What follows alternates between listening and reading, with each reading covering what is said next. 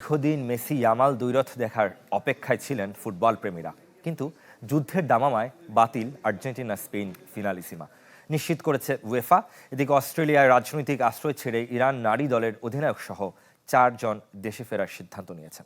এবার নগদে পাচ্ছেন হেলিকপ্টার অফার, তাই কেনাকাটার পেমেন্ট নগদে করুন আর বুঝে নিন 2000 টাকারও বেশি ক্যাশব্যাক সহ হেলিকপ্টার রাইড। পেমেন্ট শুরু করুন আজই। মেসি ইয়ামাল দ্বৈরথ দেখার জন্য অপেক্ষার প্রহর গুনছিল ফুটবল বিশ্ব। আন্তর্জাতিক ফুটবলের ব্যস্ত সূচিতে কয়েক দফা পেছায় আর্জেন্টিনা স্পেন ফিনালিজিমা। 2024-এর ম্যাচের দিনক্ষণ চূড়ান্ত হয় 2026 সালে কাতারে। এবার বাধা হয়ে দাঁড়ালো যুদ্ধ।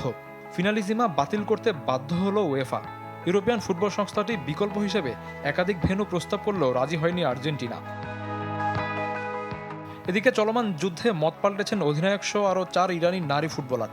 তবে আপাতত তাদের গন্তব্য মালয়েশিয়া। পরিস্থিতি স্বাভাবিক হলে বাকিদের সঙ্গে দেশে ফিরবেন। এ নিয়ে 7 জনের মধ্যে 5 ফুটবলার প্রত্যাহার করলেন মানবিক ভিসা। যুদ্ধের ভয়াবহতা থেকে বের হয়ে আসতে চলেছে ইরাক। চলতি সপ্তাহের শেষ দিকে বিশ্বকাপ প্লে অফ খেলতে যাবে মেক্সিকো। লায়ন্স অব মেসোপটেমিয়াদের জন্য প্রস্তুত হচ্ছে বিশেষ বিমান।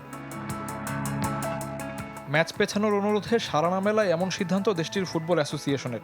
তবে বিমানযাত্রা নিরাপদ করতে সহযোগিতার আশ্বাস দিয়েছে ফিফা। আমাদের কঠিন পরিস্থিতি সম্পর্কে ফিফা অবগত, তারা আমাদের সর্বোচ্চ সহযোগিতা করবে। ফুটবলারদের ভিসা জটিলতার সমাধান হয়েছে। ইউরোপে থাকা সদস্যরা সরাসরি যোগ দেবে। আমাদের মূল লক্ষ্য বিশ্বকাপের মূল পর্ব নিশ্চিত করা। যুদ্ধের দামামায় নিজ দেশে প্রস্তুতি নিতে পারেনি ইরাকি ফুটবলাররা। পরিস্থিতি স্বাভাবিক না হয় কোচও আটকে আছেন আরব আমিরাতে। সব প্রতিবন্ধকতা পাশ কাটিয়ে 31 মার্চ মন্টেরিতে বলিভিয়া অথবা সুরিনামের সাথে খেলবে ইরাক। জিতলেই 40 বছর পর পৌঁছে যাবে বিশ্বকাপে। শফিউদ্দিন শাওন, চ্যানেল 24।